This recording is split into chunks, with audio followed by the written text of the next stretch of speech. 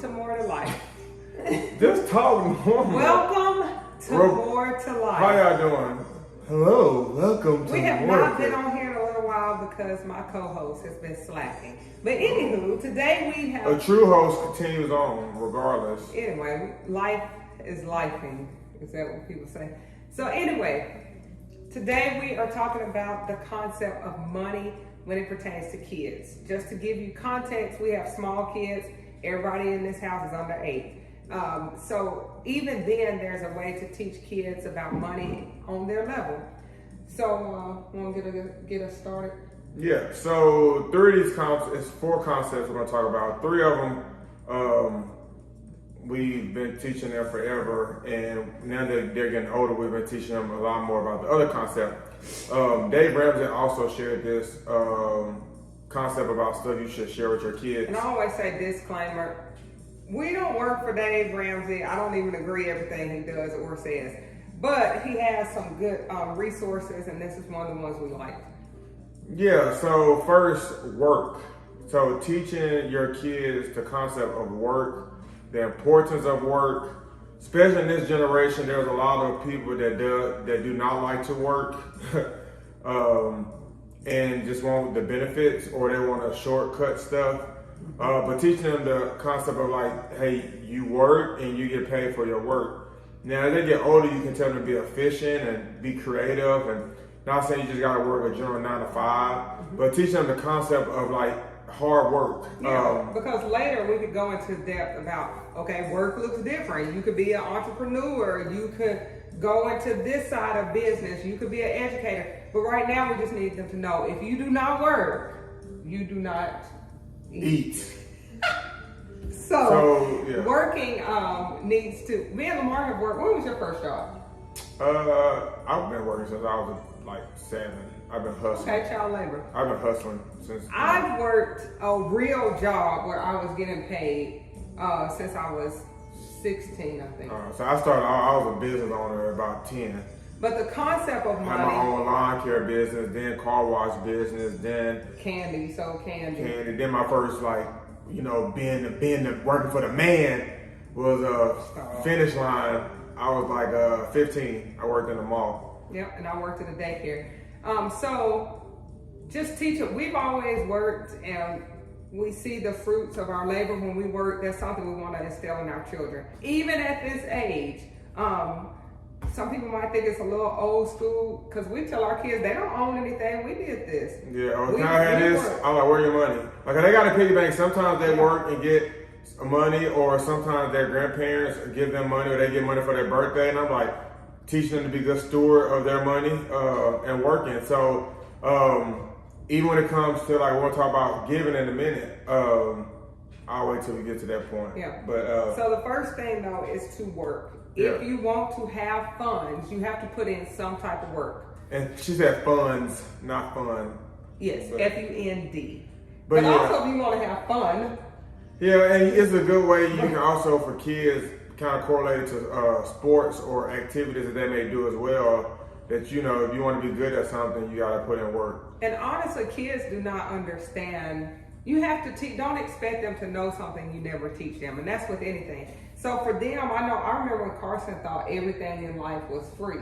Like, he thought we were walking in the store. We don't deal with cash a lot. So we were swiping a card or whatever, tapping our watch, and he thought he was missing that and thought we were just going to the store and just grabbing it. So kids don't know until you teach them. So yeah. So then that's the first concept, work. And then the next 3, we've been teaching this before this Dave Ramsey post, but it's the same thing. We've always taught them, because I'm a money guy, I'm a finance guy, so I've always instilled with them, when you get money, you give to God. It's like a step-by-step process. When money reaches your hand, what do you do with it? They say first you give to God, you save some, and then you can spend some. So that's kind of, I tell them, so Carson get money, I say, what should I do? He said, give to God, save some, spend some, then he can spend. We don't get into the percentages and all that right now at the age. We just get them in the concept of give, save, and then they can spend. And now he's getting to the point, that don't mean you just spend whatever's left, because sometimes you want a big purchase, so you're like, you gotta save more. You can spend a little bit, and you don't have to spend everything you have. So those three concepts, we can kind of go into each one. The first one is give to God. Okay, so I would say we've talked about this. It's a little different for our generation. I grew up in the generation where my parents and grandparents and the adults that I saw in church, they would pull out their checkbook and they would write whatever set amount and put it in the plate. So now our or kids, just cash. I Everybody grew write up around checks. people with checkbooks. But anyway, I had to learn how to balance a checkbook. Okay. Well, did it pay off? Yes, it did. No. It did. So anyway, so we have to be a little more intentional, like when we're giving. And then, you know, we give personally in the corporate setting of church, but there's also different ways to give as well outside of that joint worship where we come together on Sunday. And that's something we try to show our children. While we're on giving though, I will say, I know we're talking about money, but also you could give your time to God. You can work charitable organizations and give to God. It's different ways to give outside of money, but that's a different video for another day. But when it comes to money, we have to be, I think, a little more intentional than our parents. Yeah. And what I was going to say too is one thing, and we've been at... Sorry, I didn't finish it. A little more intentional because everything's online. I didn't finish my thought. A lot of times we give online or it comes out, some people's direct deposit from their check to an online entity, whether that's the church has a website or the church uses Cash App or Venmo, PayPal, whatever. So a lot of times no plate is being passed. Sometimes, some places. So just being intentional.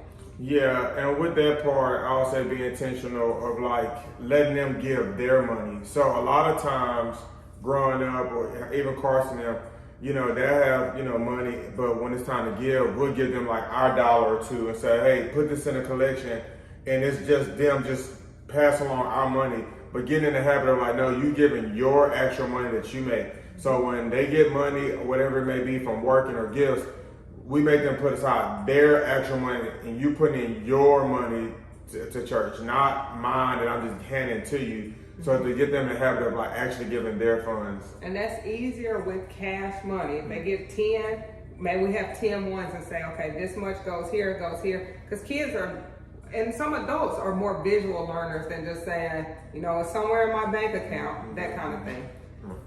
All right, then after you give some, you save some. That's pretty self-explanatory. We explain to them, you save some, so for rainy day, emergencies, but for them, it's a lot of times you also save because if you want like a bigger purchase. So to not get in the state of like, I gotta have it now. You know, a lot of kids, they're like, I want now. And I'm like, well, you want this thing, it costs this much. So that's another, a lot of times we do math when we in Target. I'm like, how much is this? He like $20. I'm like, how much do you have? 5. Can you get this? No. All right, so what do you gotta do? I gotta keep saving. So that keeps him to where he has to save multiple over time to get a big purchase that he wants, and not just give him that right away. So it teaches him patience, and also to work towards a goal of saving. Another way to be intentional for them to see it and not just have savings accounts are great, but another way is we just have an old school piggy bank in everybody's room. Well, one of the 3 has broken theirs, but that's all right. Yep. Anyway, piggy banks to where they can see, okay, this is getting full or it's getting to the top. Maybe I'm getting closer to my Lego set or my baby doll I wanted, whatever. Yep. And when they get older, if you got older kids, you know, there's other different ways. Like there's different cards now that you can link where you can manage those controls and the kids can put it into the bank. We don't have experience with that. Yeah. We're just the 8 and below group. And certain banks, you can take them into the actual bank and open up an account. I know Wilson Bank and Trust has a really good program for kids. So there's a lot of ways you can do that. And then the last one is to then spend some. So this, I would say personally for me, I just started doing this like in my adult life because I grew up not having much. So I'm like a big saver, and tight. He was saving for rainy day. And I didn't enjoy it. So you want to teach them to like, hey, you work hard to be able to also enjoy, reap some of those benefits. So to teach them like, yeah, buy something that you want, buy some candy. So teaching them to, hey, spend, but also spend within reason. Of course, they're not the age where they should just be splurging in luxuries, but as adults, you know, you can do some luxury things when you have done those things. So, yeah, so that's what we kind of teach: work, give, save, spend. And so with that, if you heard the soothing music in the background, Taylor just loves this jazz music. I love all music, but jazz is relaxing on a rainy day. Right. So with that, more life, like, subscribe, deuces.